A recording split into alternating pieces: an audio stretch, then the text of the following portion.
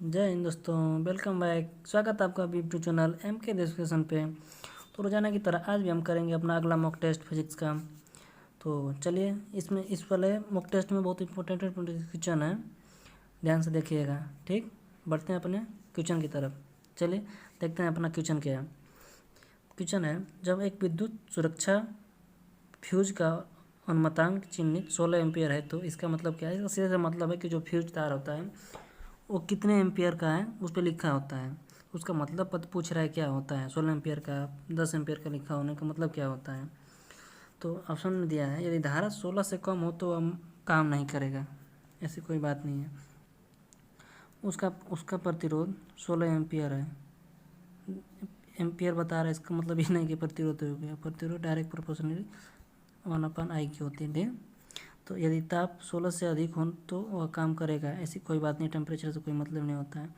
यदि धारा 16 एम्पीयर से अधिक हो जाए तो वो टूट जाता है। जी हाँ, ऑप्शन नंबर 4 सही है। वो इसी के लिए लगाया जाता है कि यदि धारा 16 से ज़्यादा होगी तो वो काम करना बंद कर देगा, ठीक, फ्यूज उड़ जाता है। सो राइट ऑप्शन डी नंबर होगा। ये चलते हैं अगले क्वेश्चन पे। क्वेश्चन नंबर देखिए, किसी सरल लोलक के लिए टी स्क्वायर और एल के बीच का आलेख आवर्तकाल और ये लंबाई है। तो ग्राफ पूछ रहा है कि आपको बताया था मैंने आवर्तकाल का फार्मूला टी बराबर 2 पाई अंडर रूट में एल बाई जी। यहाँ से स्क्वायर कर देंगे, इसका भी स्क्वायर कर देंगे तो अपना आ जाएगा टी स्क्वायर बराबर एल। ओके, तो इसका ग्राफ बन जाएगा अपना स्ट्रेट। तो मूल बिंदु से होकर जाने वाली एक स्ट्रेट रेखा बन जाएगी। ओके, ये वाली पूछ रहा है तो अपना राइट ऑप्शन हो जाएगा ए वाला। ओके, ए वाला राइट ऑप्शन हो जाएगा। बढ़ते हैं अगले क्वेश्चन की तरफ। देखिए अगला क्वेश्चन है, सोनार अधिकांश किनके द्वारा प्रयोग में लाया जाता है। अब बात सुनिए, सोनार तरंग का प्रयोग हम लोग जो सोनार की बात करें आप समझिए कि समुद्र की तुलना, समुद्र को देख लीजिएगा। इसका प्रयोग समुद्र में ही किया जाता है। समुद्र में जैसे जो हम लोग नेवी है वो भी इसका प्रयोग करती है। इससे पता लगाया जाता है गहराई कितनी है, कहाँ क्या है, इसके अनुसार से पता लग जाता है कितनी गहराई है, उधर क्या है।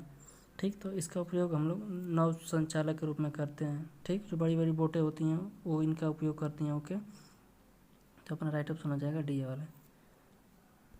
चलिए अगले क्वेश्चन की तरफ बढ़ रहे हैं। अगला क्वेश्चन देखिए, एक ग्राफ दिया है, निम्नलिखित परिपथ पर विचार कीजिए। ऊपर दिए गए परिपथ के में संबंध प्रत्येक प्रतिरोधक में प्रवाहित धारा कितनी है। देखिए इसमें पकड़ने वाली बात क्या है, इसमें क्या दिया है एक बार और क्वेश्चन को पढ़ लीजिए। ऊपर दिए गए परिपथ के संबंध प्रत्येक प्रतिरोध में प्रवाहित धारा का मान पूछ दिया है। क्या प्रत्येक प्रतिरोध में, इसमें अलग इसमें अलग। बच्चे क्या करेंगे, दोनों को पट से समांतर क्रम में जोड़ देंगे। 3 3 9, 3 3 6, ठीक। फिर इसका भाग लगा देंगे 9 में, 6 में, यानी 6 ऊपर चल जाएगा और नीचे आ जाएगा 9, यानी 4 आंसर पट से लगा के अपना आगे बढ़ जाएंगे वो, ठीक। उसका वो प्रत्येक प्रतिरोध में पूछ रहा है, ठीक, तीनों में। तो हमको वोल्ट दिया है तो V बराबर आई आर से अपना लगा लेंगे। यहाँ से I का मान निकालेंगे हम, तो V का मान 6 दिया है और R का मान 3 दिया है। 3 यानी 2 एम्पियर धारा जाएगी हर प्रत्येक प्रतिरोध में। 2 एम्पियर की धारा, इसमें भी 2 एम्पियर, इसमें भी 2 एम्पियर। आई होप आप समझ गए होंगे। चलिए आगे बढ़ते हैं। क्वेश्चन नंबर अगला है, किसी कमानी स्प्रिंग बल नियतांक के की इकाई है। स्प्रिंग नियतांक की फार्मूला क्या होता है, यह बराबर 1/2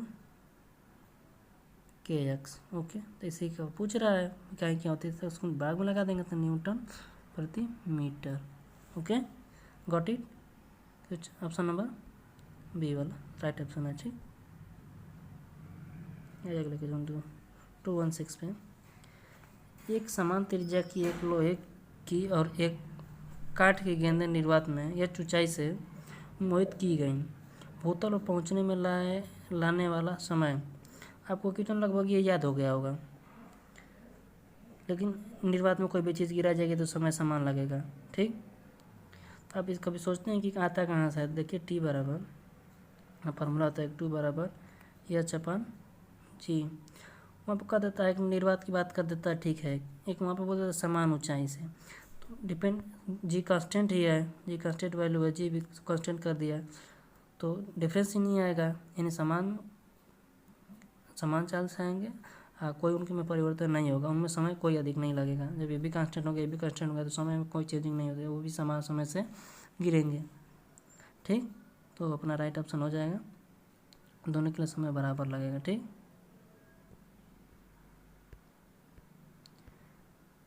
टू 1 से कार के अग्रदीप के रूप में प्रयोग में लाया जाने वाला साला दर्पण कैसा होता है। आपको मैंने कई बार पिछले 2-3 मॉक टेस्ट में आ चुका है ये क्वेश्चन। थोड़ा सा बस लैंग्वेज बदल के दे देता है। मैंने पहले तो आप छाट देंगे कि आगे कौन सा दर्पण लगता है हेडलाइट में, अवतल दर्पण। ठीक, अवतल इसमें भी दिया, अवतल इसमें भी दिया है। ये दो ऑप्शन आप पलट से काट देंगे। ठीक, आपको आंसर बताना है गोली अवतल की परवलिक। तो आप देख रहे होंगे उसमें परवलिक होता है। ठीक, उसमें परवलिक अवतल लगाया जाता है जो सीधा फेंकता है। ठीक, प्रकाश को सीधे समांतर क्रम में कर देता है। सो राइट ऑप्शन हो जाएगा डी वाला। ओके, चलते हैं अगले क्वेश्चन पे। पृथ्वी का चुंबकीय क्षेत्र लगभग कितना होता है। देखिए इस क्वेश्चन को एकदम फिक्स दिमाग में बैठा लीजिए आज। पृथ्वी का चुंबकीय क्षेत्र लगभग 1 गॉस के बराबर होता है। ठीक, कितना, 1 गॉस के बराबर। इस क्वेश्चन को फिक्स दिमाग में बैठा लीजिए, गांठ मार लीजिए। ठीक, चलते हैं अगले क्वेश्चन पे। ऊष्मा चालकता से संबंधित निम्नलिखित में से कौन सा एक सही है। ऊष्मा चालकता, अब समझ लो ऊष्मा चालकता का मतलब क्या होता है। ऊष्मा का प्रवेश करना, यानी उसका ऊष्मा का चलना, किसी पदार्थ में ऊष्मा जा रही है, जाना ही ऊष्मा चालकता है। किस पदार्थ में ऊष्मा जा रही है, कितना जा रही है, उसी को ऊष्मा चालकता बोलते हैं। ठीक, बताता है किस चीज़ में ऊष्मा जाती है। अगर जिस चीज़ में ऊष्मा नहीं जाती है तो उसको कुचालक माना जाता है। क्या, कुचालक। जिस चीज़ में ऊष्मा नहीं जाती है उसे कुचालक माना लिया जाता है। ठीक, तो आप समझ सकते हैं कि पूछ रहा है कि इसमें एक संबंध बताना है। तो लकड़ी में ऊष्मा बहुत कम जाएगी, उससे जल में, उसके बाद स्टील में जाएगी। तो अपना राइट ऑप्शन हो जाएगा, इस क्रम में लगा देंगे। देखिए इसमें पहले लकड़ी दिया है, सबसे कम लकड़ी, उसके बाद जल, उसके बाद steel. Got it, I hope आपको समझ में आ गया होगा।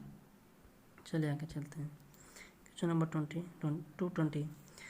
डोलायमान लोलक में अधिकतम त्वरण किस स्थान पर होता है। क्वेश्चन पीछे भी एक बार आ चुका है।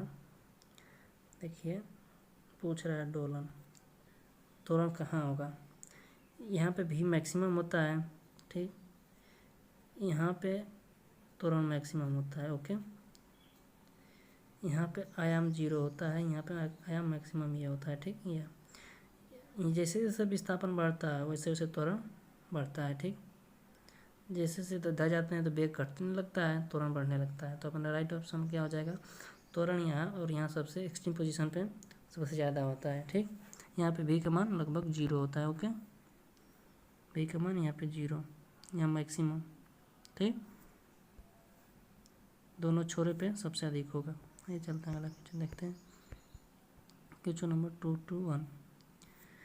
हम लिफ्ट में अपेक्षाकृत अधिक भार महसूस करते हैं जब लिफ्ट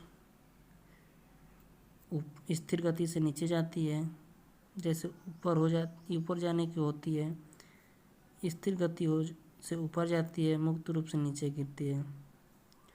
जब हम ऊपर जाते हैं तो स्थिर गति नीचे जाती है, तो ऊपर हम जाते हैं तो हमारा भार अधिक लगता है। नीचे जाने पर लगता है कि हवा जैसे साइंस से चले जाते हैं नीचे तो लगता है कि भार कम होगा। ऊपर जाने पे आप समझ सकते हैं एक फार्मूला जहाँ से निकला जाता है, जी बराबर भार बराबर जी एम इंटू जी प्लस ए।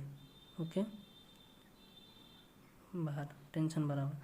तो हम ऊपर जाते हैं तो हमारा भार बढ़ता है, नीचे आने पे घटता है। यहाँ पे माइनस ए हो जाता है जब नीचे आता है। तो सो अपना राइट ऑप्शन ऊपर जाने से होती है जब लिफ्ट, बी वाला ऑप्शन हो जाएगा। ओके, चल रहे हैं अगले क्वेश्चन पे। जब एक ठोस को पानी में डुबोया जाता है तो उसके भार में ह्रास होता है, या ह्रास कितना होता है। ये आप समझ सकते हैं किनका नियम है, उत्प्लावन का नियम है। उत्प्लावन के नियम के कारण जितना पानी को विस्थापित करता है उसी भार के बराबर होता है। ओके, अब आई होप आपको पता होगा क्वेश्चन। सो अपना राइट ऑप्शन हो जाएगा ए वाला। ओके, पानी के भार के बराबर वो विस्थापित कर देता है। ठीक, वही भार कहलाता है। निम्नलिखित में कौन सा एक वायु में ध्वनि तरंग द्वारा उत्पादित नहीं होता है?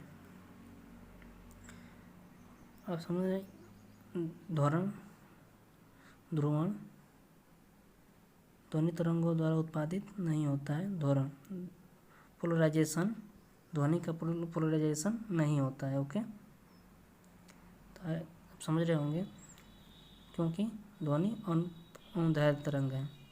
अब पोलराइजेशन सिर्फ अनुप्रस्थ तरंगों का होता है। सो अपन राइट ऑप्शन हो जाएगा ए। ठीक, अपवर्तन दूरबीन में क्या होता है? अपवर्तन दूरबीन में क्या होता है? अपवर्तन दूरबीन जे का है तो उसमें पहले जान लीजिए का दो फोकस तो समान होता है। ठीक, और दोनों उत्तल लेंस से लगाए होते हैं। ठीक, आइए देखते हैं ऑप्शन में क्या दिया है।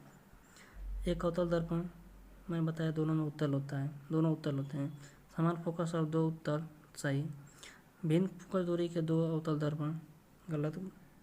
समान फोकस दूरी के दो, इन सेम ऑप्शन है, बी वाला और डी वाला। सो अपन राइट ऑप्शन हो जाएगा बी और डी, दोनों सेम ऑप्शन है। ठीक, चलिए आगे बढ़ते हैं।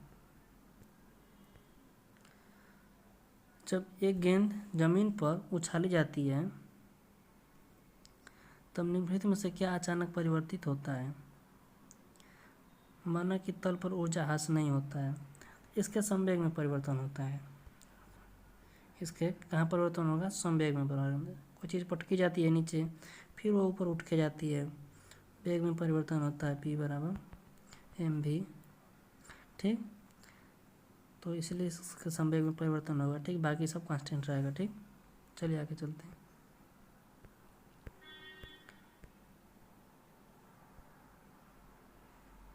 ए तथा नैनोमीटर के बीच में कौन सा संबंध सही होगा? इस चीज़ को आप फिक्स याद कर लीजिएगा, बाकी एग्जाम में आप निकालने लगेंगे तो समय ज़्यादा लगा देंगे। बी वाला इसका राइट ऑप्शन हो जाएगा, आप निकाल भी सकते हैं इसको। ठीक, याद रखिएगा।